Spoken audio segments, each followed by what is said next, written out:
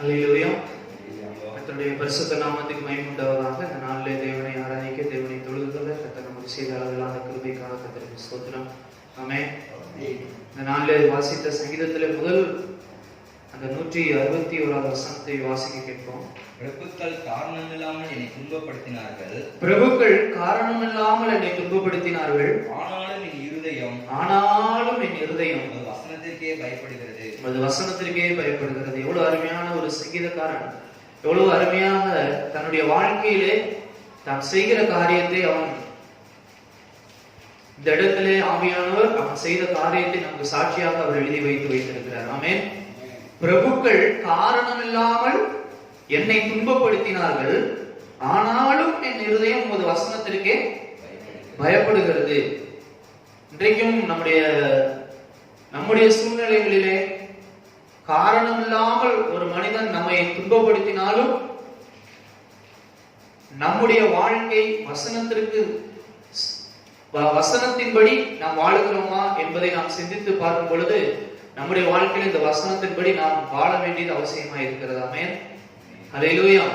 பிரபுக்களே காரணம் இல்லாம என்ன செய்யறாங்களாம்? சங்கீதக்காரனை துன்பப்படுத்துறாங்களாம். அப்படி என் வாழ்க்கையில நான் துன்பப்பட்டாலும் சரி, ஆண்டவரே உம்முடைய வசனத்தின்படி, உம்முடைய வார்த்தையின்படி வாழும்படிக்கு நான் என்ன செய்கிறேன், வாஞ்சிக்கிறேன் என்று அருமையான சாட்சி இந்த இடத்துல எழுதப்பட்டிருக்கிறது. அப்படி அதே போலதான் நம்முடைய வாழ்க்கையிலும் இப்படிப்பட்ட ஒரு அனுபவம், ஒரு சாட்சியை பகரக்கூடிய அளவுல நம்முடைய செயல்பாடுகள் இருக்க வேண்டும் என்று ஆவியானவர் விரும்புகிறார். ஆமென். நமக்கு எந்த ஒரு வார்த்தையும் ஆண்டவர் காரணம் இல்லாமல் நமக்கு தருகிற தெய்வம் அல்ல. ஆமென். நம்முடைய வாழ்க்கை முழுவதும் ஒவ்வொரு அடிகளையும் நாம் வசனத்தின்படி நாம் எடுத்து வைக்க வேண்டும். என்னுடைய பேச்சு ஆண்டவருடைய வசனத்தின்படி இருக்க வேண்டும். என்னுடைய செயல்பாடுகள் எல்லாம் ஆண்டவருடைய வசனத்தின்படி இருக்க வேண்டும். எந்த விதத்திலும் என் இருதயம் குற்றப்படுத்தாதபடிக்கு நான் வாழ வேண்டும் என்கிற ஒரு வைராக்கியம் நம்முடைய வாழ்க்கையில கிறிஸ்தவர்களாகிய நமக்கு கண்டிப்பாய் வேண்டும் இந்த கடைசி நாட்கள்ல. ஆமென். என்ன சூழ்நிலை வந்தாலும் சரி, ஆண்டவரே உடைய வசனத்தின்படி நான் வாழ வேண்டும் என்கிற ஒரு வைராக்கியம் இந்த நாட்களிலே தேவை. ஆமென். கடந்த நாட்களிலே ஒரு சில காரியங்களை குறித்து நாம் தொடர்ச்சியாக ஒரு சில காரியங்களை நாம் தியானித்துக் கொண்டு வருகிறோம். வேத வசனத்திலே நாம் அநேக காரியங்களை நாம் படித்தோம். ஆமென். நாம் பிசாசின் தந்திரங்களோடு எதிர்த்து நிற்பதற்கு நாம் என்ன செய்ய வேண்டும்? எபேசியருக்கு நிருபம் 6வது அதிகாரம் 11வது வசனம், 1 தெசலோனிக்கேயர் 5:8, எபேசியர் 6:14-17 முடிய, எபிரேயர் 10-23 முடிய இதெல்லாம் நாம் படிச்சு நாம் தியானித்தோம். ஆமென். இந்த நாளிலே நாம் தியானிக்க வேண்டிய வேத பகுதி 2 தீமோத்தேயுக்கு எழுதின நிருபம் 4வது அதிகாரம் 4வது வசனம். 2 தீமோத்தேயு 4:4. சத்தியத்திற்கு செவியை விளக்கி கட்டுக்கதைகளுக்கு சாய்ந்து போகும் காலம் வரும். ஆமென். அந்த காலம் இந்த காலம் தான்.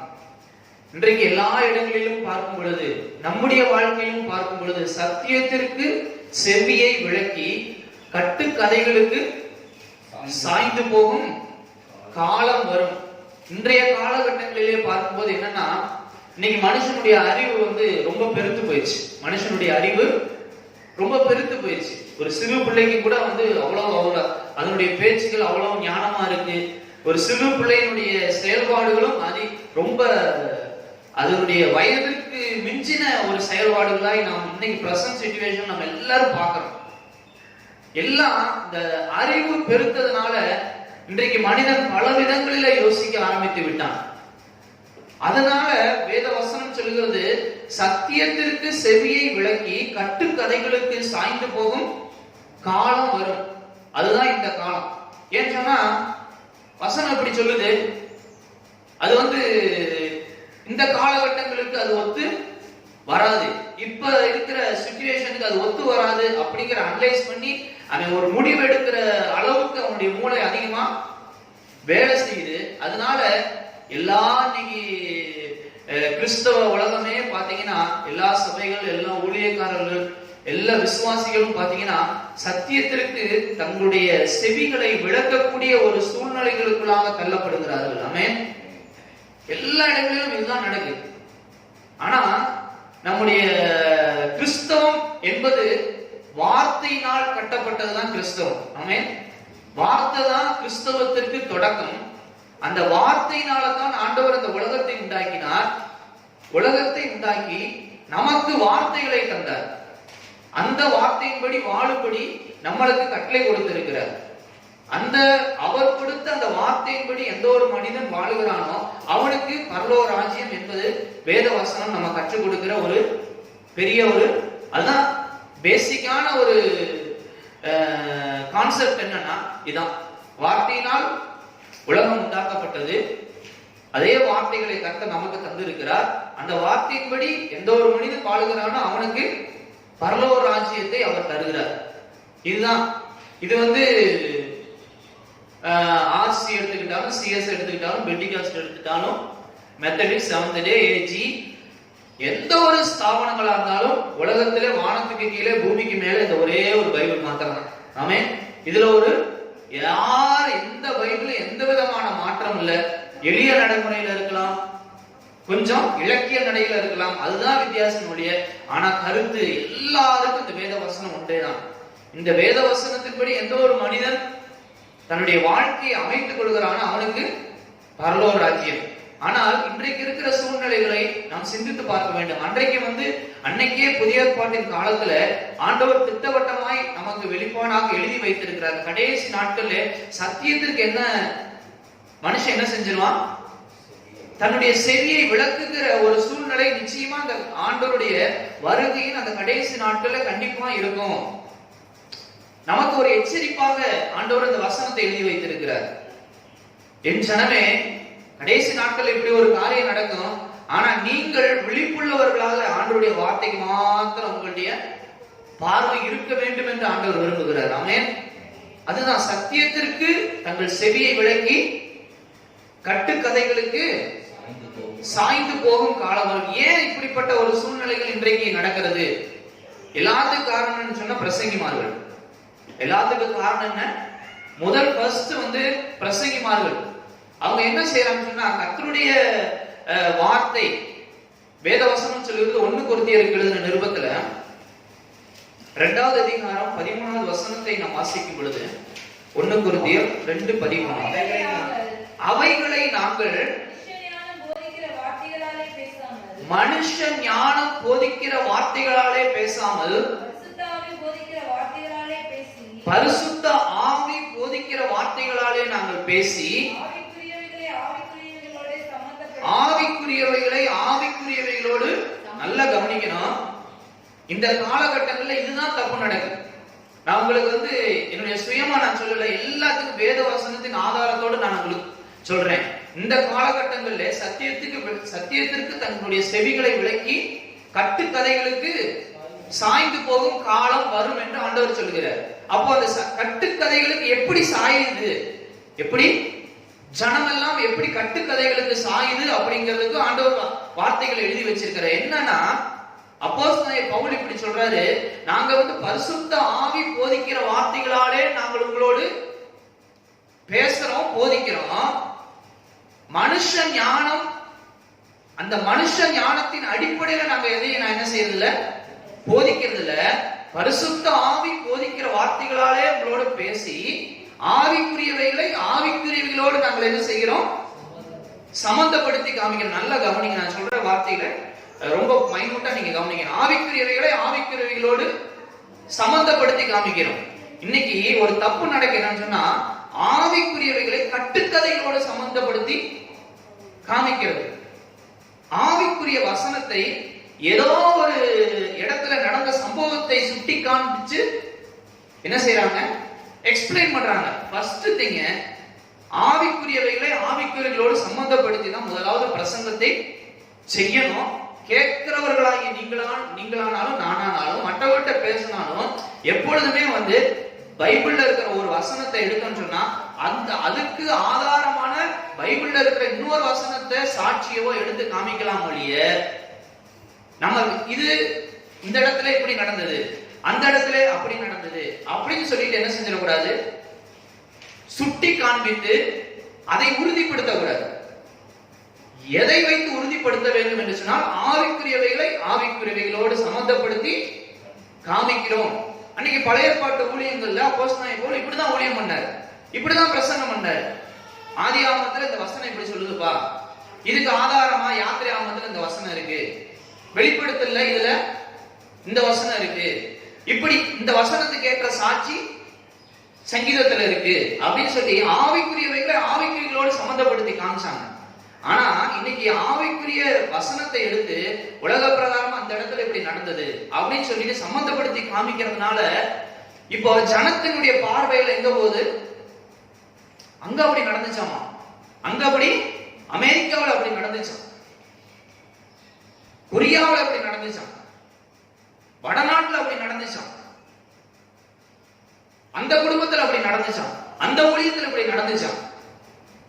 அப்போ அந்த வசனத்தை இதை வச்சு உறுதிப்படுத்துறாங்க. ஆமென். உலகத்துல எப்படி வேணாலும் நடக்கலாம், கரெக்டா நடக்கலாம், கரெக்ட் இல்லாம நடக்கலாம். ஆனால் என் வேத வசனம் தான் உண்மை. ஆமென். இந்த வசனம் தான் உண்மை. இந்த பைபிள்ல அட்டை டு அட்டை இருக்கிற ஒவ்வொரு வார்த்தைகளும் ஆம் என்றும் ஆமென் என்றும் இருக்குது. அந்த வசனம் தான் பெர்ஃபெக்டான வசனம். எதுவுமே மற்ற எந்த ஒரு வார்த்தையும் பெர்ஃபெக்டே இல்ல. உலகத்திலே சொல்றாங்க, எப்பொருள் யார் யார் வாய் கேட்பினும் அப்பொருள் மெய்ப்பொருள் காண்பதுதான் அறிவு. ஆமென். எந்த பொருளையும் எந்த வாயினால கேட்டாலும் அந்த வாயிலிருந்து வர்ற வார்த்தை மெய்ப்பொருளா அப்படின்னு காண்பதுதான் என்னதான் அறிவு. அந்த மெய்ப்பொருள் தான் இந்த வசனம். ஆமென். உலகத்துல வேற மெய்யான பொருள் இதை தவிர வேற ஒரு மெய்யான பொருள் இந்த உலகத்துல ஏதாச்சும் இருக்க முடியுமாங்க? வேற எதுவுமே இருக்க முடியாது. வாழ்க்கைக்கு வழி, எதிர்காலத்திற்கு வழி, எல்லாவற்றுக்கும் சோர்ஸ் இந்த வேத வசனம் மாத்திரம் தான். அதனாலதான் ஆண்டவர் சொல்றாரு, கடைசி நாட்கள்ல இப்படி கட்டுக்கதைகளுக்கு சாய்ந்து போகிற ஒரு காலம் வருப்பா, நீயோ மன தெளிவுணவனாய் இரு என்று சொல்லி ஆவியானவர் சபையிலே நமக்காக தம்முடைய வார்த்தைகளை கொண்டு இடைப்படுகிறார். ஆமென். அப்போஸ்தலனாகிய பவுல் என்ன சொன்னா, ஆவிக்குரியவைகளை ஆவிக்குரியவைகளோடு சம்பந்தப்படுத்தி நாங்க காக்கிறோம், நாங்க பேசுறோம் அப்படின்னு சொல்றாரு. நான் ஒரு சின்ன ஒரு எக்ஸாம்பிள் மாத்திரம் சொல்றேன். கடந்த வாரத்துல நம்ம தியானிச்சல எபேசியர் 6வது அதிகாரத்துல 12ல இருந்து வாசிச்சோமா? இருக்கட்டும், ஒரு நிமிஷம். இப்ப பாத்தீங்கன்னா 10வது வசனத்திலிருந்து 17வது வசனத்து முடிய நான் வாசிச்சோம். இந்த வசனத்துல பாத்தீங்கன்னா ஆண்டவர் நீங்கள் பிசாசின் தந்திரங்களோடு எதிர்த்து நிற்க திராணி உள்ளவர்கள் ஆகும் பொருட்டு சர்வாயுத வர்க்கத்தை தரித்து கொள்ளுங்க. நல்லா கவனிங்க. நீங்க என்ன செய்யணுமா, பிசாசின் தந்திரங்களோடு எதிர்த்து நிற்க திராணி உள்ளவர்கள் அப்படின்னு என்னது? ஒரு எபிலிட்டி, ஒரு சக்தி உங்களுக்கு வரணும்னு சொன்னா நீங்க என்ன செய்யணுமா, சர்வாயுத வர்க்கத்தை தரித்து கொள்ள வேண்டும். நம்ம என்ன பார்த்தோம்? சர்வாயுத வர்க்கம்னா என்னன்னு பார்த்தோம். சர்வாயுத வர்க்கத்துக்கு நம்ம 2 இடத்துல சர்வாயுத வர்க்கத்தை குறித்து அதை எக்ஸ்பிளைன் பண்ணப்பட்டிருக்கிறது, அதையும் படிச்சோம். அப்போ அதுல முக்கியமானது என்ன சொல்லப்பட்டிருக்கிறது? எல்லாவற்றுக்கும் மேலாக விசுவாசம் என்னும் கேடயத்தை பிடித்து கொண்டு நம்ம பிசாசின் தந்திரங்களோடு நம்ம போராடணும்னு சொல்லி நம்ம வசனத்தின்படி பார்த்தோம். இப்போ இதுல என்னன்னு சொன்னா, இந்த வசனத்துல பார்க்கும்போது 12ஆம் வசனத்தை பார்க்கும்போது இப்படி என்ன சொல்லப்படுகிறது? ஏனெனில் மாம்சத்தோடும் இரத்தத்தோடும் அல்ல. பாருங்க, ஃபர்ஸ்ட் துரைத்தனங்களோடும் அதிகாரங்களோடும் இப்பிரபஞ்சத்தின் அந்தகார லோகாதிபதிகளோடும் வான மண்டலத்தில் உள்ள பொல்லாத ஆவிகளின் சேனைகளோடும் நமக்கு போராட்டம் உண்டு. ரைட்.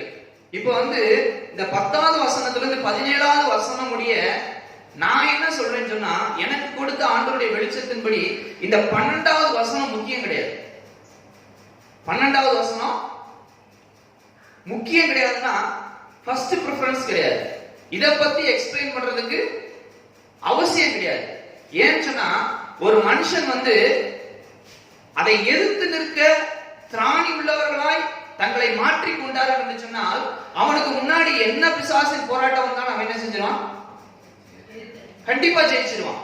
அப்போ இந்த 12வது வசனத்துல ஒவ்வொரு வசனத்தை ஒவ்வொரு வார்த்தை குறித்தும் எக்ஸ்பிளைன் பண்ணணும்னு அவசியம் கிடையாது. என்ன சொல்லப்பட்டிருக்கிறது? ஏனெனில் மாம்சத்தோடும் இரத்தத்தோடும் அல்ல, துரைத்தனங்களோடும் அதிகாரங்களோடும் இப்பிரபஞ்சத்தின் அந்தகார லோகாதிபதிகளோடும் வானமண்டலத்தின் பொல்லாத ஆவிகளின் செயல்களோடும் போராட்டம் உண்டு. இப்ப கடந்த நாட்களில் பார்த்தது போல சங்கீதக்காரன் கோலியாத்து நிக்கிறான், தாவீது நிக்கிறான், கோலியாத்து நிக்கிறான். இந்த கோலியாத்தை பத்தி தாவீது தன்னுடைய வார்த்தையினால எந்த விதமான ஒரு எக்ஸ்பிளனேஷனும் அந்த இடத்துல, அந்த சிச்சுவேஷன்ல, அந்த இடத்துல அவன் கொடுக்கவே கிடையாது. ஆமென்.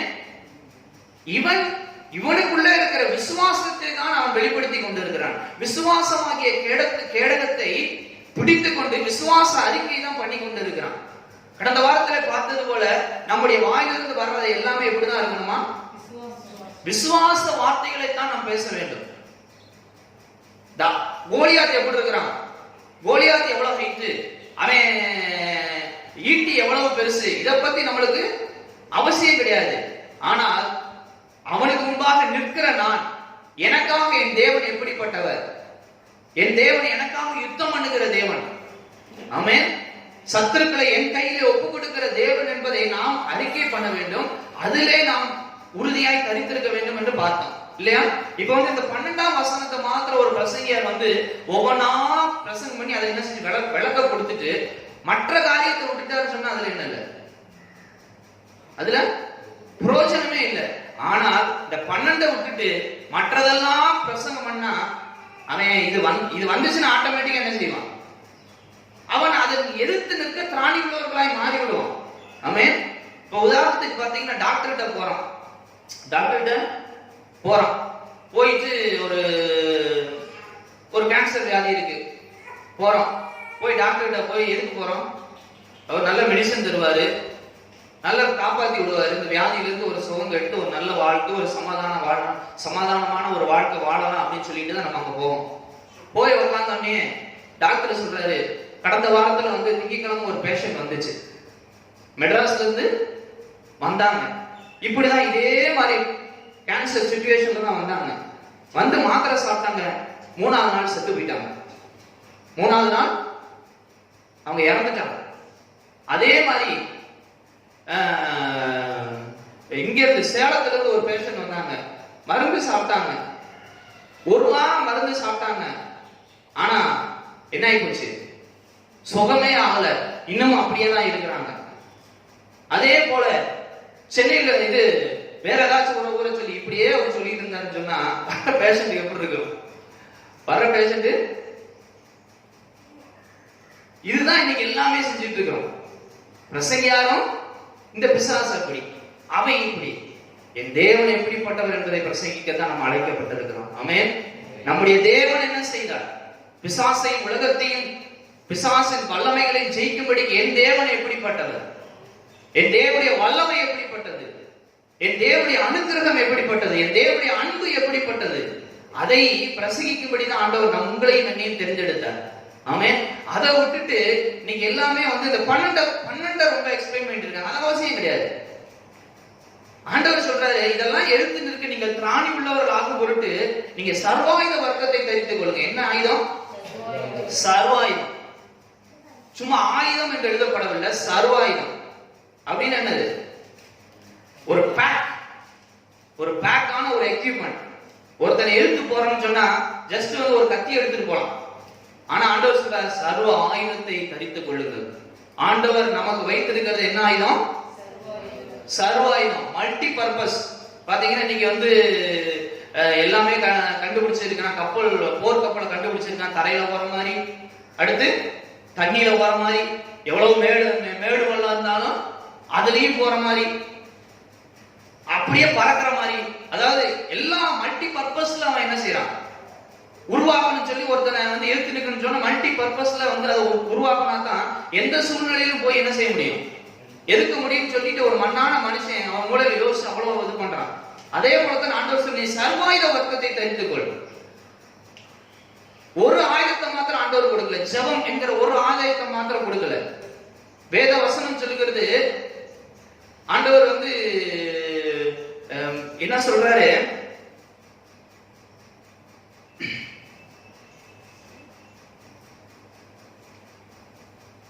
எபேசியர்ல தான் 1 தெசலோனிக்கர் 5:8 கூட வாசிங்க. பகலுக்குரியவர்களாய் நாமும் தெரிந்தவர்களாய் இருந்து விசுவாசம், அன்பு என்னும் மார்க்கவசத்தையும் ரட்சிப்பின் நம்பிக்கையையும் தலைசீராவில் தரித்துக் கொண்டிருக்க கடவோம். தேவன் நம்மை கோபாக்கினைக்கென்று நியமிக்காமல் நம்முடைய கர்த்தராகிய இயேசு கிறிஸ்துவின் மூலமாய் ரட்சிக்கப்படுவதற்கென்றே நியமித்திருக்கார். இதான் சர்வாயுத வர்க்கம். இதை தரித்து கொண்டவர்களாய் நாம் பிசாசுக்கு என்ன செய்யணும்? இதை தரித்து கொண்டாதான் ஒருத்தன் வந்து பிசாசு எதிர்த்து நிற்க முடியும். ஜஸ்ட் வந்து ஒரு வீட்டுல வந்து இருள் இருக்கு, நம்ம என்ன செய்யறோம்? அந்த இருளே போ போ போன்னு சொல்லிட்டு இருக்கிறோம். ஆனா என்ன செய்யணும்? வெளிச்சத்தை கொண்டு வரணும். வெளிச்சத்தை கொண்டு வந்தா இருள் தானா விளையும். அதான் விசுவாசம். விசுவாசத்தை நம்முடைய வாழ்க்கையில கொண்டு வந்து அதை அறிக்கை செய்ய ஆரம்பிச்சிட்டாலே என்ன செஞ்சிடும்?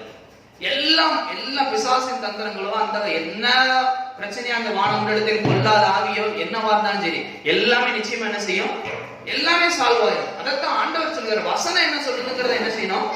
முதலாவது பார்க்கணும். சும்மா வந்து இந்த 12வது வசனத்தை எடுத்துக்கிட்டு உதாரணத்துக்கு என்ன சொல்லுவாங்கன்னா, இப்ப பாத்தீங்கன்னா முதல்ல என்ன எழுதப்பட்டிருக்கு? மாம்சத்தோடும் இரத்தத்தோடும் அல்ல, துரைத்தனங்களோடும் அதிகாரங்களோடும். துரைத்தனம், அதிகாரம். ஃபர்ஸ்ட் என்ன வருது? துரைத்தனம், அதிகாரம். இப்ப இந்த துரைத்தனம், அதிகாரம், இப்ப வந்து ரட்சிக்கப்படாதவன் வந்து ஏதோ ஒரு அதிகாரத்துல இருக்கிறான். அல்லது வந்து இப்ப நம்ம வந்து தியானிக்கணும்னு சொன்னா எங்க? சபைகளுக்குள்ளாக.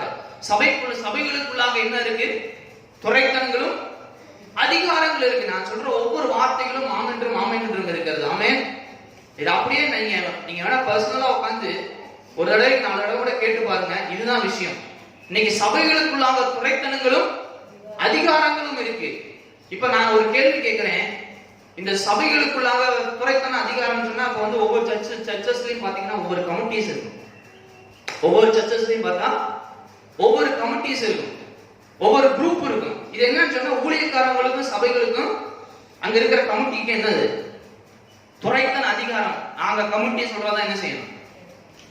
ஊழியக்காரர் கேட்கணும். ஊழியக்காரர் சொல்லணும். ஊழியக்காரர் வந்து நான் வந்து கமிட்டி சொல்றத கேட்கறதுக்கு நான் இல்ல. இப்படி ஒவ்வொரு சபைகளை பத்தி இந்த பிரச்சனை இருக்கு. நம்ம வெளியில இருக்கிறத பத்தி நம்மளுக்கு அவசியம் கிடையாது. சபைகளுக்குள்ள இருக்கிற துரைத்தன அதிகாரத்தை பத்தி நான் சொல்றேன் ஒரு எக்ஸாம்பிளுக்காக. இப்ப துரைத்தனம் அதிகாரம். இப்ப வந்து நம்ம எதோ நம்ம ஜெபம் பண்றதுனா என்ன ஜெபம் பண்ணுவோம்? ஆண்டவரே, சபைகளுக்குள்ளாக கிரியை செய்கிற அந்த துரைத்தன அதிகாரங்களை நீங்க என்ன செய்ய வேண்டும்? நிர்மூலமாக்க வேண்டும். நான் ஒண்ணு கேட்கிறேன், இந்த துரைத்தன அதிகாரம், இந்த துரைத்தன அதிகாரத்தின் ஆவியினால வருதா இல்ல வேற வழியில வருதா? உங்களுடைய கருத்து என்ன?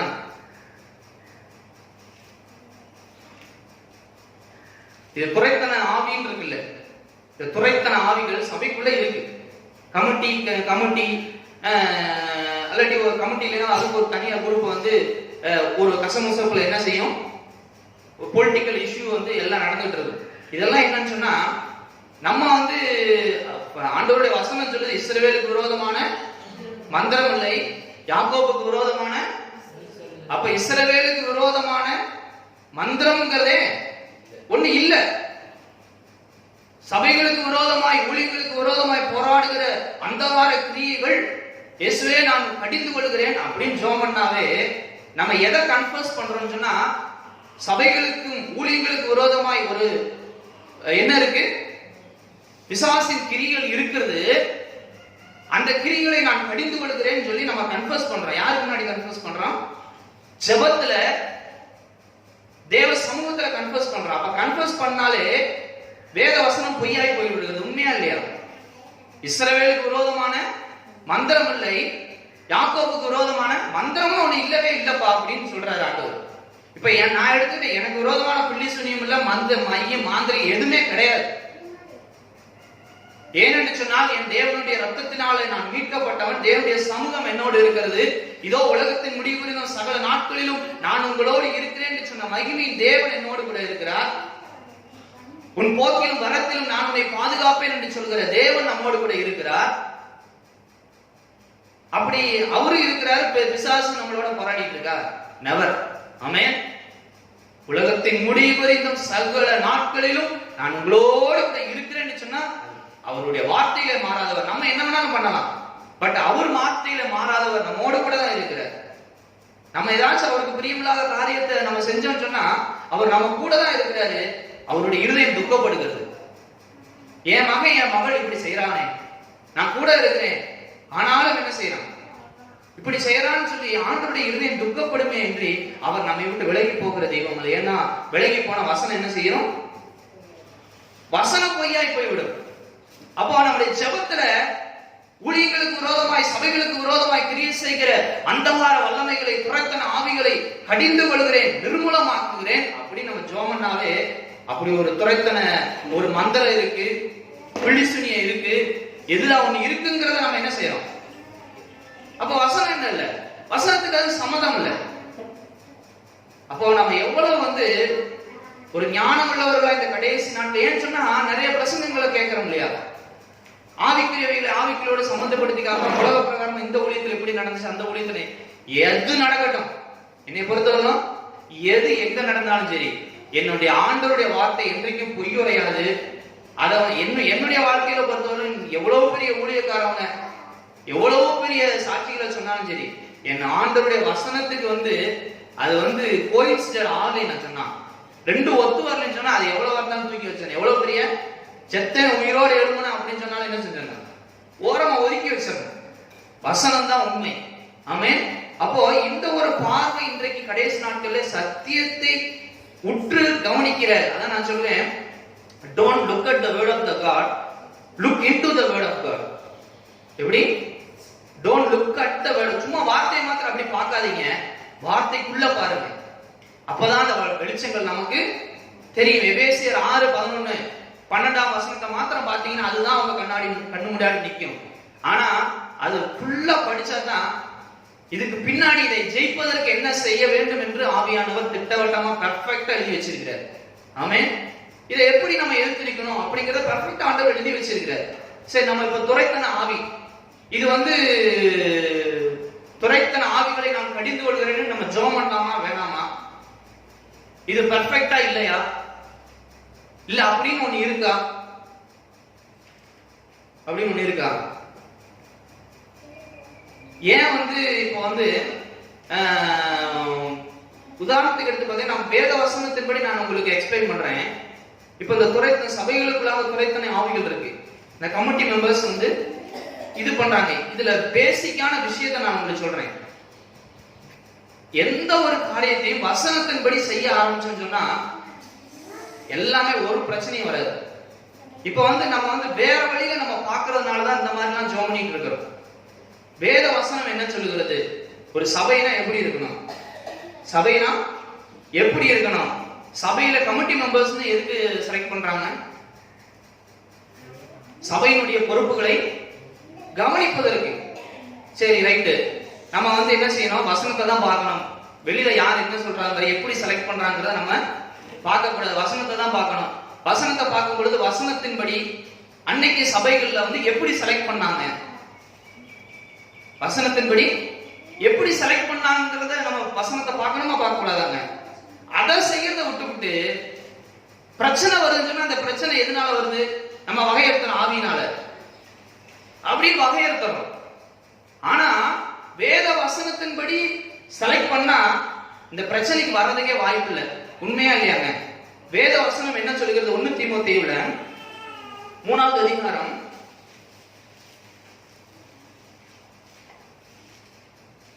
1 தீமோத்தேயு 3வது அதிகாரம் 1வது வசனத்திலிருந்து வாசிக்கலாம்.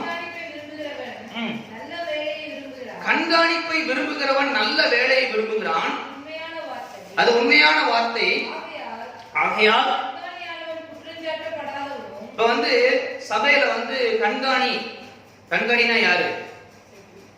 ஊழியக்காரன்னு சொல்லலாம், அல்லது ஒரு பொறுப்பை கண்காணிப்பதற்கு வைக்கப்பட்ட ஆளு அப்படின்னு சொல்லலாம். சபையினுடைய மற்ற காரியங்கள் நீங்க பாத்துக்கோங்கப்பா அப்படின்னு சொல்லி கமிட்டியில ஒரு நபர் என்ன செய்வாங்க, ஒரு சூப்பர்வைசரா கண்காணியை நியமிப்பாங்க.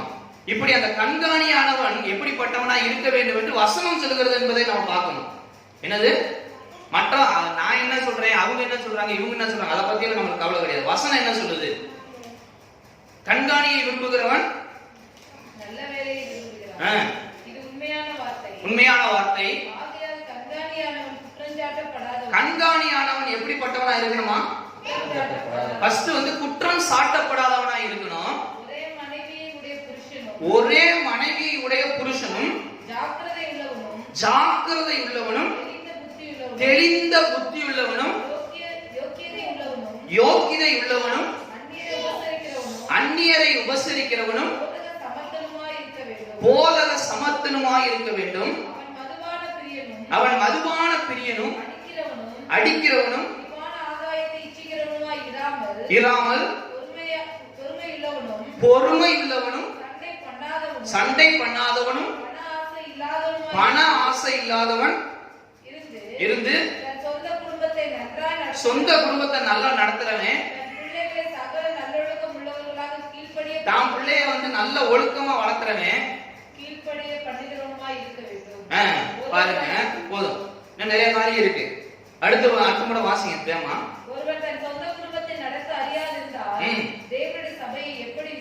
விசாரிப்பான்.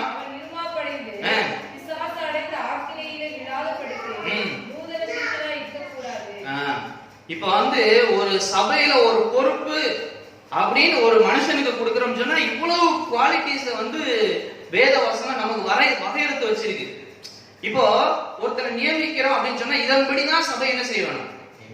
வசனத்தின்படி கட்டப்பட்ட சபை, வசனத்தின்படி ஊழியக்காரன், வசனத்தின்படி கமிட்டி, வசனத்தின்படி எல்லாம் இது இருக்கும் போது இப்ப இந்த குவாலிட்டிஸ் உள்ள ஒரு கமிட்டி இருக்குமானால், இந்த குவாலிட்டி உள்ள ஒரு இந்த கேரக்டர் உள்ள ஒரு கமிட்டி இருக்குமானால் இந்த துரைத்தன ஆவி வேலை இருக்கா? வேலை இல்லையா? வேலையே கிடையாது. அப்போ என்ன தப்பு நடந்திருக்கு? என்ன தப்பு நடந்திருக்கு? இப்ப துரைத்தன ஆவி என்று சொல்லி ஏதோ ஒரு என்ன செய்யறோம், ஒரு உருவகப்படுத்தி அது வந்து உள்ள கிரியை செஞ்சு இவங்க எல்லாம் வந்து இது இன்சிஸ்ட் பண்ணிட்டு இருக்கு, ஆளுகை செஞ்சுட்டு இருக்குங்கிற ஒரு போக்கஸ்ல தான் அதை ஒரு உருவகப்படுத்தி அதை வந்து நம்ம என்ன செய்யறோம்? எதிர்த்து நிக்கிறோம். பட் பிரச்சனை என்ன? வேத வசனத்தின்படி நான் சொல்றேன், வசனத்தின்படி என்ன பிரச்சனை? வசனத்தின்படி நியமிக்காததான் பிரச்சனை. ஆமென். வசனத்தின்படி நியமிக்காததுதான் பிரச்சனை. இது என்னன்னு சொன்னா இந்த ஊமா குத்துனாங்க. அதாவது வந்து சண்டை நடந்துட்டு இருக்கான், எங்கிட்டோ இருந்து வருவான். நல்லா கவனிங்க, சண்டை நடந்துட்டு இருக்கு, எங்கிட்டோ இருந்து வருவான். அறானோட என்ன செய்வான்? தட்ட தட்ட தட்ட தட்ட எல்லாம் அடிக்க ஆரம்பிச்சிருவாங்க. எல்லாரும் அடிக்க ஆரம்பிச்சிருவாங்க. அடிச்சு முடிச்சுட்டு என்னப்பா பிரச்சனை? அடிச்சு முடிச்சுட்டு என்னப்பா பிரச்சனை அப்படின்னு கேட்பான். இதே போலதான் இன்றைக்கு எல்லாரும் செபிங்கள் அப்படின்னு என்ன செஞ்சிடறான்? டமா டமான்னு பணக்கால போடு உரிய அடி. அவன் அந்த அசுத்தாவி அந்த துரைத்தன ஆவி உரிய நிர்மூலமாக்கணும் தெரியுமா? தட்டி எடுத்து கம்பெடுத்து தட்டிக்கிற மாதிரி. அல்லேலூயா. வசனத்தை கண்ணோக்கி பார்க்க வேண்டும். அதான் ஆண்டவர் சொல்றார், சத்தியத்திற்கு தங்கள் செவிகளை விலக்கி கட்டுக்கதைகளுக்கு சாய்ந்து போகும் காலம் வரும் என்று எழுதப்பட்டிருக்கு. வசனத்தின்படி சபையை கட்டாம நீ உட்கார்ந்து ஊமா குத்துன மாதிரி குத்திக்கிட்டு இருந்தா சபையில வந்து ஒரு மாற்றம் வருமா? வராது. கண்டிப்பா வராது. வர்றதுக்கு வாய்ப்பே கிடையாது. அப்போ நம்ம சரி பண்ண வேண்டியது எதுங்க? சபையை சரி பண்ணணும். இருக்கிற ஆட்களை நம்ம நியமிக்கிறது அப்படி நியமிக்கணும். நியமிச்சா அங்க குறைத்தன ஆவிகளுக்கு சபைகளுக்குள்ள வேலையே கிடையாது. இது வந்து எழுதப்பட்டிருக்கிறது என்ன சொன்னா, நல்லா கவனிங்க, இது உண்மையான ஒரு வார்த்தை. துரைத்தன ஆவிகள் அந்த அது வாசிங்க, அதிகாரங்களோடும் வானமண்டலத்தின் பொல்லாத சேனைகளோடும் நமக்கு போராட்டம் உண்டு அப்படின்னு சொன்னா நம்முடைய வாழ்க்கையில் ஏற்படுகிற போராட்டத்தை இந்த இடத்துல குறிப்பிடப்படலை. ஆமென். ஏன் சொன்னா நம்முடைய வாழ்க்கையில வந்து நம்மோட கூட தான் ஆண்டவர் இருக்கிறாரு. கிறிஸ்துவின் ரத்தத்தினால மீட்கப்பட்ட சபை, தேவனுடைய ஊழியம், அந்த ஊழியத்துக்கு விரோதமா ஒண்ணும் வாய்ப்பே கிடையாது.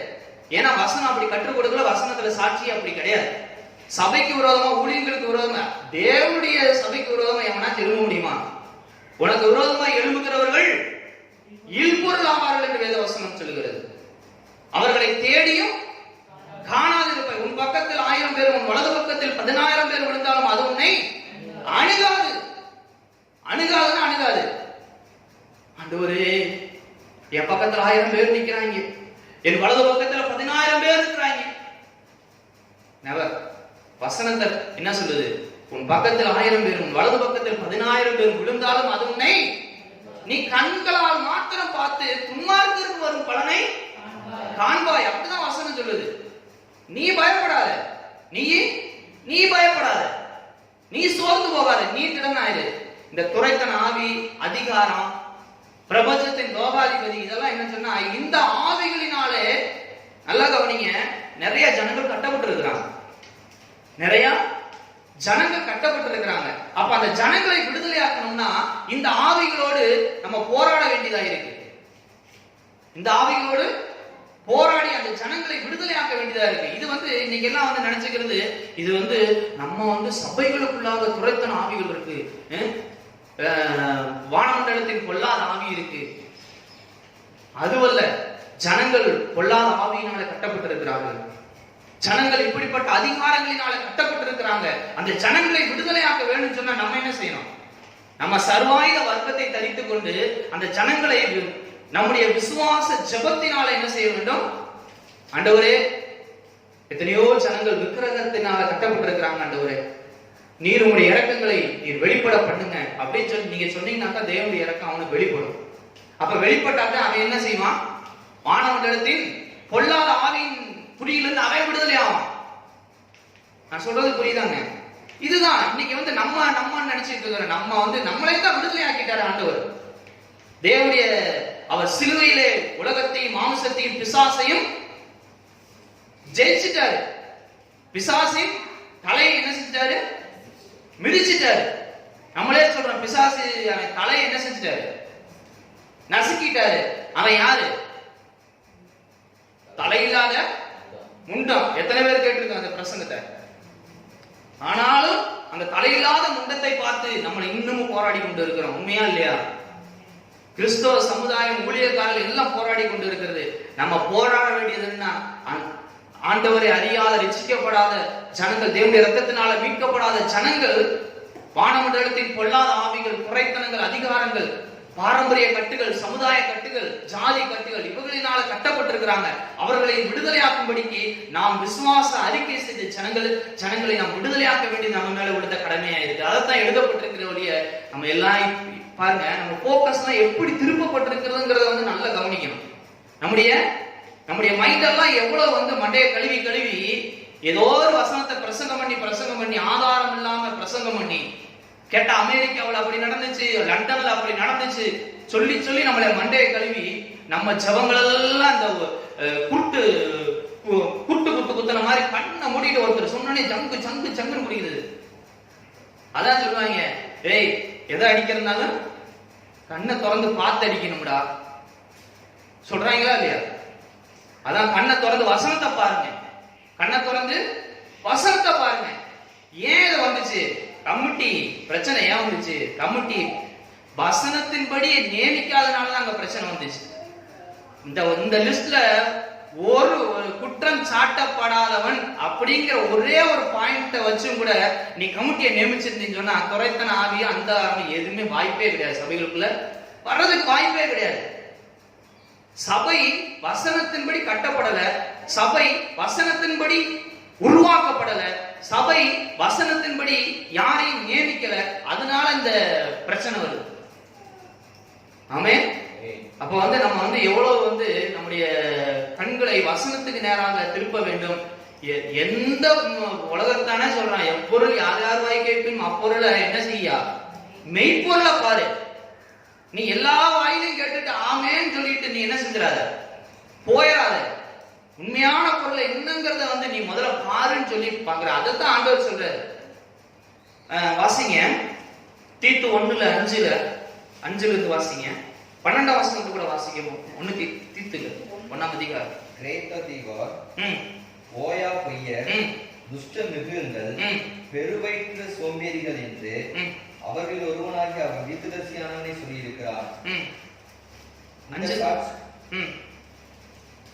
இந்த சாட்சி உண்மையா இருக்கிறது. இது முகாந்தரமாக அவர்கள் யூதருடைய கட்டுக்கதைகளுக்கும் 5 இருந்தா நீ குறைவாய் இருக்கிறவர்களை ஒழுங்குபடுத்தும்படிக்கும் நான் உனக்கு கட்டளையிட்டபடியே பட்டணங்கள் தோறும் மூப்பரை ஏற்படுத்தும்படிக்கும் உன்னை கிரேத்தா தீவிலே விட்டு வந்தேனே. குற்றஞ்சாட்டப்படாதவன் பாருங்க அவங்க எப்படி நியமிக்கிறாங்க பாருங்க. நீ குறைவாய் இருக்கிறவைகளை ஒழுங்குபடுத்தும்படிக்கு நான் உனக்கு கட்டளையிட்டபடியே பட்டணங்கள் தோறும் மூப்பரை ஏற்படுத்தும்படிக்கு உன்னை கிரேத்தா தீவிலே விட்டு வந்தேனே. குற்றம் சாட்டப்படாதவனும் ஒரே மனைவியுடைய புருஷனும் துன்மார்க்கர் என்றும் அடங்காதவர்கள் என்றும் பேரெடுக்காத விசுவாசம் உள்ள பிள்ளைகளை உடையவனுமாகிய ஒருவன் இருந்தால் ஏற்படுத்தலாம். ஆமா, ஹல்லேலூயா. அடங்காதவர்கள் என்றும் பேரெடுக்காத விசுவாசம் உள்ள பிள்ளைகளை உடையவனாகிய ஒருவன் இருந்தால் அவனையே ஏற்படுத்தலாம். யாரை ஏற்படுத்தலாம்? ஆமா, அவன் எப்படி ஏற்படுத்தலாம்? இதை விட்டு போட்டு வசனத்தின்படி ஒழுங்குபடுத்துறதை விட்டு போட்டு நம்ம எப்படி நம்மளை வசனத்தை பார்க்க விடாம இன்னைக்கு எப்படி திருப்பப்பட்டிருக்குங்கிறத நான் உங்களுக்கு விளக்கி சொல்றேன். ஆமென். அவங்க அன்னைக்கு ஆதி அப்போஸ்தல காலங்களிலே பல புதிய ஏற்பாட்டு சபைகள்ல எவ்வளவு ஒரு பெர்ஃபெக்ட்டா வசனத்தை பார்த்து குற்றம் சாட்டப்படாதவன் அப்படின்னு பேரே எடுக்காதவன் அப்படின்னு பேர் எடுக்காதவனை நேமிங்க. அத கீழே படிச்சீங்கன்னா இப்ப அந்த 12 வரைக்கும் படிச்சு பாத்தீங்கன்னா ஒரு சில காரியங்களை நீங்க புரிந்து கொள்ளலாம். ஆமென். அதுல எபேசியர் 4:11 வாசிங்க வேமா. மேலும் நாம் அனைவரும் தேவனுடைய குமாரனை பற்றும் விசுவாசத்திலும் அறிவிலும் ஒருமைப்பட்டவர்களாகி கிறிஸ்துவனுடைய நிறைவான வளர்ச்சி அளவுக்கு தக்க பூரண புருஷராகும் வரைக்கும் 15வது வசனம். அன்புடன் சத்தியத்தை கைக்கொண்டு தலையாகிய கிறிஸ்துவுக்குள் எல்லாவற்றிலேயும் நாம் வளர்ந்தவர்களாகும்படியாக அப்படி செய்தார். அன்புடன் என்ன செய்ய வேண்டும்? சத்தியத்தை கைக்கொள்ள வேண்டும். சத்தியத்தின்படி வாழும்படிக்கு நாம் பழகிக் கொள்ள வேண்டும். இந்த கடைசி நாட்கள்ல ஆண்டவருடைய வருகை நாட்கள் வந்துருச்சுல, எல்லா பரட்டல் உருட்டெல்லாம் பிசாசு தனக்கு கொஞ்ச காலம் உண்டு அவன் எவ்வளவோ வேலைகளை செஞ்சுட்டு இருப்பான். ஆனா என்ன செய்யணும்? மிகுந்த ஞானமுடையவர்களாக, கண்கள் திறக்கப்பட்டவர்களாக, அன்புடன் எதை பற்றி கொள்ள வேண்டும்? கடைபிடிக்க வேண்டும். சத்தியத்திலே நாம் என்ன செய்ய வேணும்? அதை பற்றி கொள்ளணும். அதை பற்றி பிடித்து அதை மாத்திரம் ஓடனா தான் நம்முடைய ஓட்டம் தெளிவா இருக்க முடியும். ஆமென். இன்னைக்கு நான் என்ன சொல்றேன்னா, நம்முடைய ஜெபங்கள், நம்முடைய வாயின் அறிக்கைகள்லாம் அப்படியே மாறிடுச்சுன்னு சொன்னா, நீங்க சேலஞ்ச் பண்ணி சொல்றேன், நீங்க இம்மிடியட்டா உங்களுடைய ஜெபங்களுக்கு ஒவ்வொரு ஜெபக்கு இம்மிடியட்டா ரிசல்ட் நீங்க பார்க்கலாம். ஒரு மனுஷனுக்கு நீங்க ஜெபம் பண்றீங்கன்னா அப்பயே நீங்க ரிசல்ட்ட பார்க்கலாம். உங்க குடும்பத்துல ரிசல்ட்ட பார்க்கலாம். ஆமென். இன்னைக்கு ஆண்டவர் எதிர்பார்க்கிற விதத்துல நம்ம ஜெபம் பண்ணாம வேற விதத்துல நம்ம ஜெபம் பண்ணி, ஏன்னா நிறைய காரியத்தை கேட்டு அதனுடைய அடிப்படையிலே நம்ம ஜெபம் பண்ணிட்டு இருக்கிறோம். அதை விட்டுட்டு தேவன் பேரில் வைத்திருக்கிற விசுவாசத்தை நம்ம அறிக்கை செய்து நம்ம ஜெபிக்கும் பொழுது ஒரு மகிமையான மாற்றங்களை நம்முடைய வாழ்க்கையில நிச்சயமா காணலாம். இந்த காரியத்தை நீங்க பிராக்டிஸ் பண்ணி பாருங்க, நிச்சயமா ஒரு பெரிய காரியங்களை நாம் கண்டடையலாம். ஆமென்.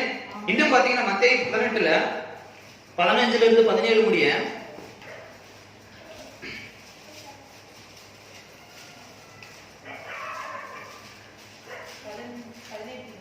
15ல இருந்து உன் சகோதரன் உனக்கு விரோதமாய் குற்றம் செய்தால், பாருங்க, சபையில ஒரு சகோதரன் உனக்கு விரோதமாய் குற்றம் செய்தால் அவனிடத்தில் போய் நீயும் அவனும் தனித்திருக்கையில் அவன் குற்றத்தை அவனுக்கு உணர்த்து.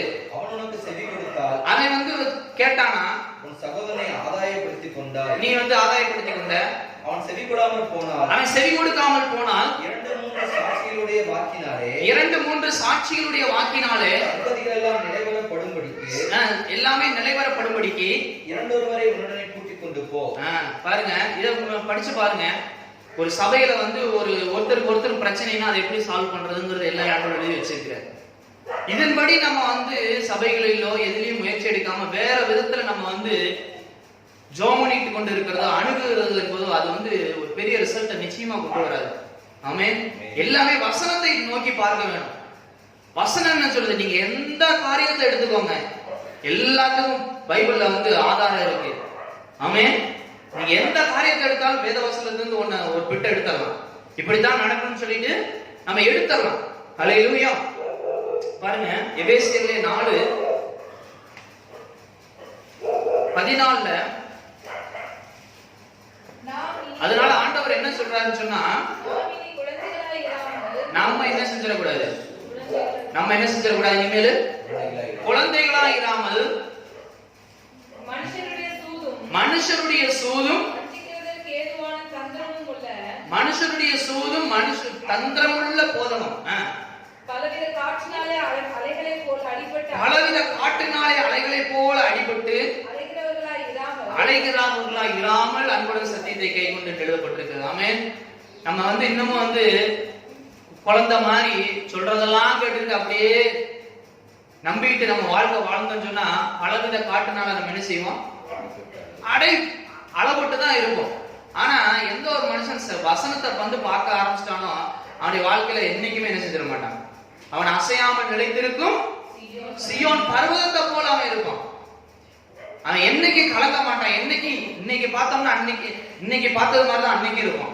10 வருஷம் பார்த்தாலும் அவன் வசனத்துல நிக்கிறேன் அப்படியே பர்ஃபெக்டா இருந்துட்டே தான் இருப்பான். ஆனா இந்த நம்ம குழந்தைகளை போல இருக்கிறவங்க என்ன செய்யணும், இதான் ஒரு குழந்தைகள் சாபம். குழந்தைகள் வந்து என்ன செய்யும், எதை சொன்னாலும் நம்பும். அதைத்தான் நீ குழந்தைகளாயிராதீங்கப்பா. யார் என்ன சொன்னாலும் அப்படியே நம்பிடாதீங்க. வசனத்தை பாருங்க, அன்புடன் சத்தியத்தை பாருங்க, சத்தியத்துல அதை உற்று நோக்குங்க. நான் சொல்ற காரியம் புரியுதாங்க? அல்லேலூயா. அடுத்த வசனம் 13:9 எபிரேயர்ல சகோதர சிநேகம் இளைத்திருக்க கடவுது. 13:9 பலவிதமான அந்நிய போதைகளினால அழைப்புண்டு தெரியாதிருங்கள். பாருங்க, இப்படிதான் அந்நிய போதனைகளினால நம்ம என்ன செஞ்சிடக்கூடாது, அழைப்புண்டு தெரியும். நான் வசனத்தை சொல்றேன். ஏன்னு சொன்னா வசனம் என்ன சொல்லுது, நமக்கு வந்து நம்ம வந்து எப்படி அலைஞ்சிடக்கூடாது, சத்தியத்தை வந்து நம்ம பார்க்கணும் அப்படின்னு சொல்லி வசனத்தை நான் எடுத்து காமிக்கிறேன். அல்லேலூயா. இந்த வசனத்துடைய வழக்கம்லாம் நம்ம வந்து இது அப்படியே தெளிவா தான் போட்டிருக்கு. அந்நிய போதனைகளினால நீங்க என்ன செஞ்சிடாத, அளவுண்டு தெரிஞ்சிடாதீங்க. குழந்தைகளா இல்லாமல் மனுஷருடைய சூதும் வஞ்சகத்திற்கு ஏதுவான போதகங்கள்னால நீங்க என்ன செஞ்சிடக்கூடாது, அளவுண்டு தெரியக்கூடாது. அடுத்து 2 தீமோத்தேயு 3:7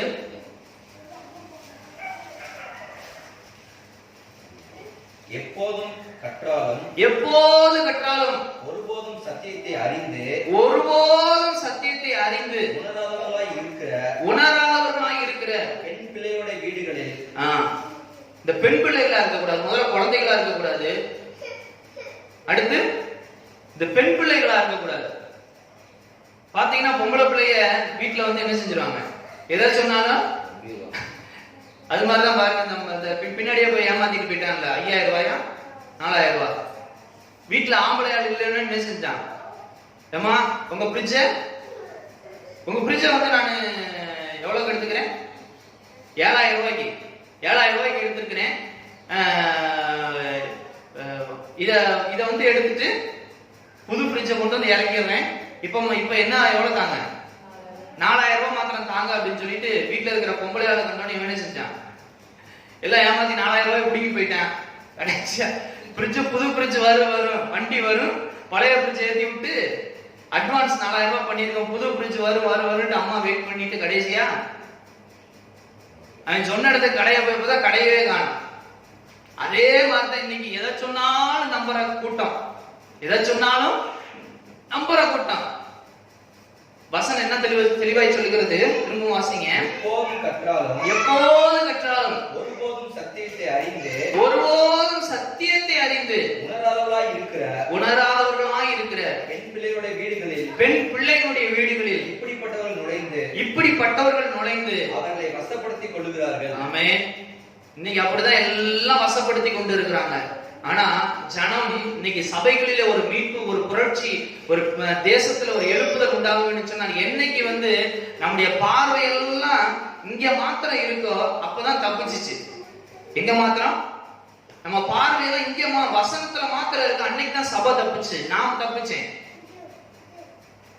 இது எல்லாம் இப்படி வந்து திருப்பப்பட்டதுனால ஏன் சொன்னா இவங்க ஆவிக்குரியவர்களோட சம்மந்தப்படுத்திக்காம ஏதோ ஒரு சொல்றாங்கல்ல, இங்க இப்படி நடந்துச்சு அப்படின்னு சொன்னோன்னே அப்படியே நம்பிடுறாங்க. வசனம் ஒரு பக்கம் இருக்கட்டும், அவரு சொல்றாரு அது உண்மையா இருக்கத்தான் செய்யும். அது எப்படி போய் சொல்லுவாங்க? யார் என்ன கூட சொல்லட்டும், வசனத்தை தான் நம்ம நோக்கி பார்க்க வேண்டும். ஆமென். அன்னைக்கு வந்து இஸ்ரவேல் ஜனங்கள் வந்து பாத்தீங்கன்னா ஃபர்ஸ்ட் உதாரணத்தை பார்த்தா இஸ்ரவேல் ஜனங்களை குறித்து அது மாத்திரம் சொல்லி நான் முடிக்கிறேன். இஸ்ரவேல் ஜனங்களை பார்த்து இஸ்ரவேல் ஜனங்கள் எகிப்தின் அடிமைத்தனத்திலிருந்து வெளியில வந்தாங்க. வெளியில வந்து முன்னாடி எங்க நிக்கிறாங்க? செங்கடல்ல நிக்கிறாங்க. செங்கடலுக்கு முன்னாடி நின்றுட்டு தான் என்ன சொன்னாங்க? நாங்கள் எங்களை சாகவா? அது யாத்திராகமம் 4ல அது மாத்திரம் நாம் யாத்திராகமம் 14 நினைக்கிறேன்.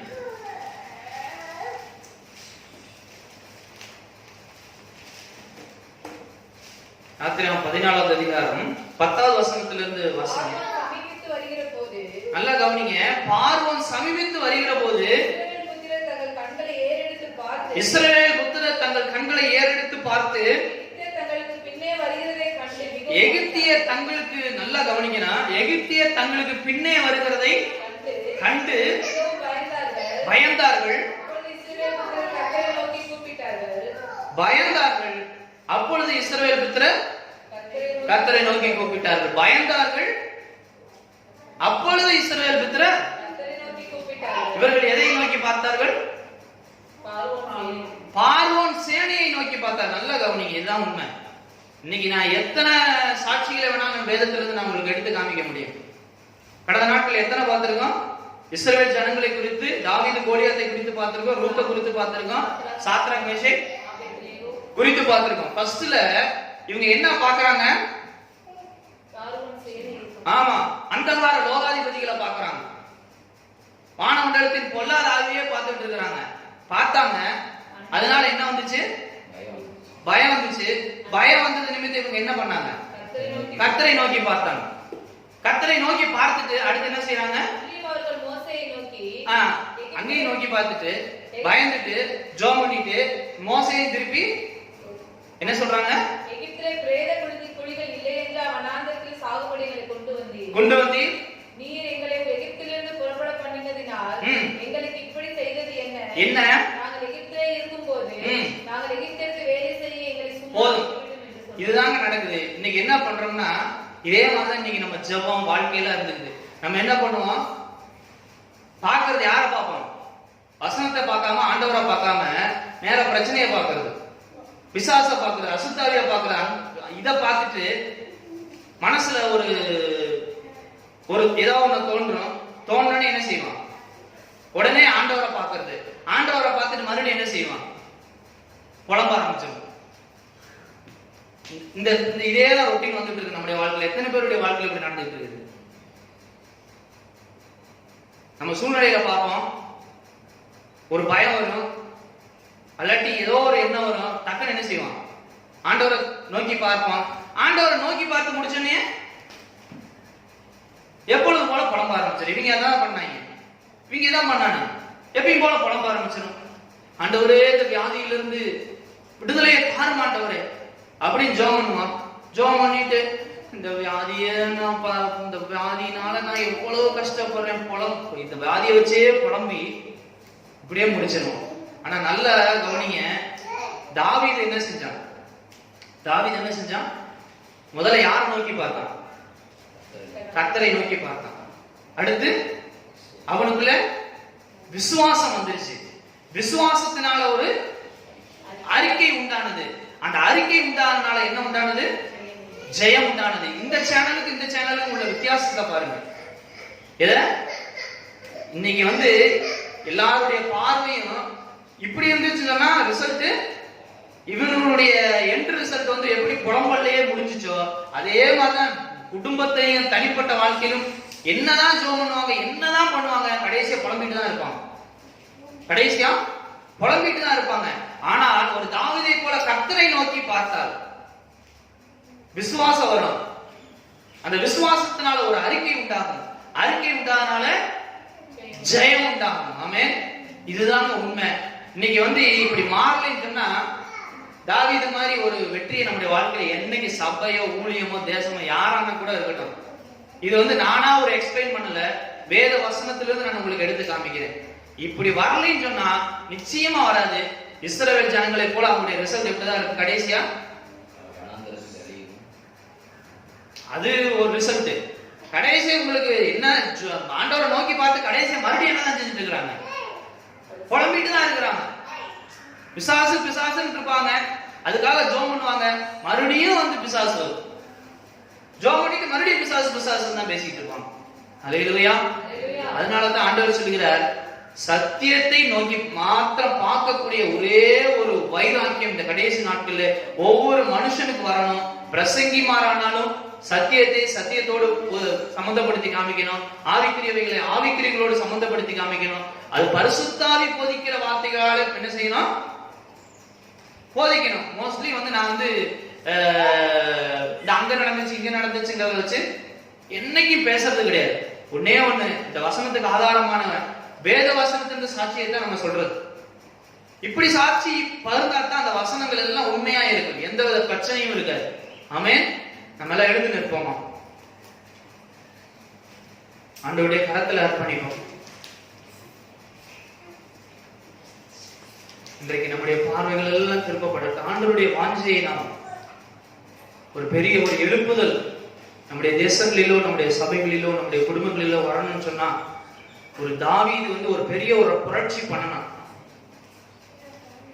100ல ஒரே ஒரு மனுஷன் அவனால ஒரு பெரிய புரட்சி உண்டானதுன்னு சொன்னா, அதுக்கு எல்லாம் அவனுடைய விசுவாச அறிக்கை மாத்திரமே. எல்லாரும் ஆண்டவருடைய கரத்துல அர்ப்பணிப்போமா. இன்றைக்கு நாம் எதை பற்றி கொண்டு இருக்கிறோம், சத்தியத்தை பற்றி கொண்டு இருக்கிறோமா, வேற எதை பற்றி கொண்டு இருக்கிறோம்? ஆண்டவரே, உடைய வார்த்தைகளை மாத்திரம் நாங்கள் பார்த்து ஓட எங்களுக்கு உதவி செய்யுங்கப்பா. உடைய வார்த்தை மாத்திரம் சார்ந்து வாழ எங்களுக்கு உதவி செய்யுங்க ஆண்டவரே. ஆண்டவரே, விசுவாசம் என்னும் கேடகத்தை நாங்கள் பிடித்து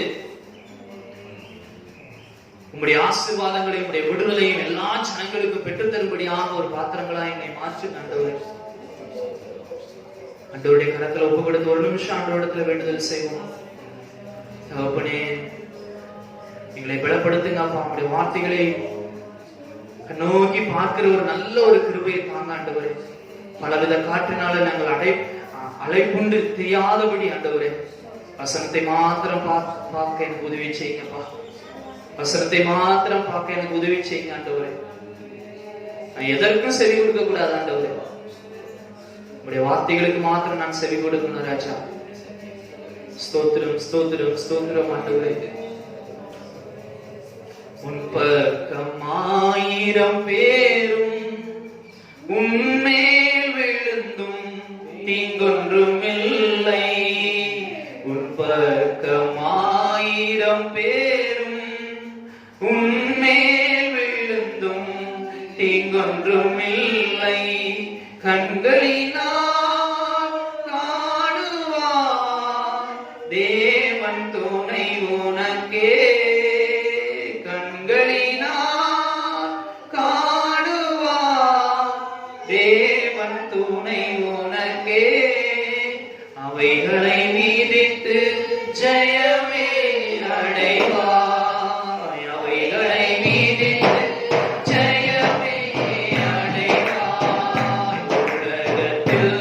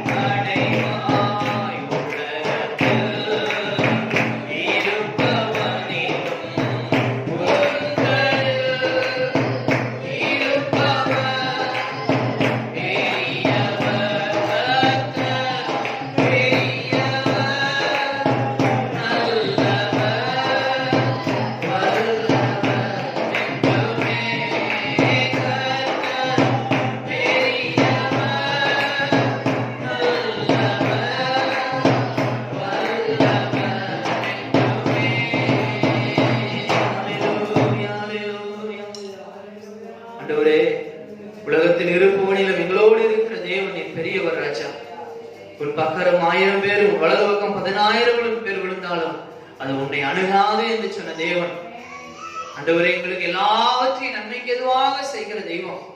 ஆண்டவரே, உடைய சமூகத்தில் எங்களை ஒப்புக் கொடுக்கிற ராஜா. இந்த நாட்களில் நாங்கள் வசனத்தை உற்று நோக்கக்கூடிய ஒரு மனக்கண்களை எங்களுக்கு திறந்துள்ளதுப்பா. உடைய வசனத்தின் ஆழங்களை, வெளிச்சங்களை நாங்கள் கற்றுக்கொள்ள வேண்டும். உடைய வசனத்தை மாத்திரமே சார்ந்து வாழ வேண்டும் ராஜா.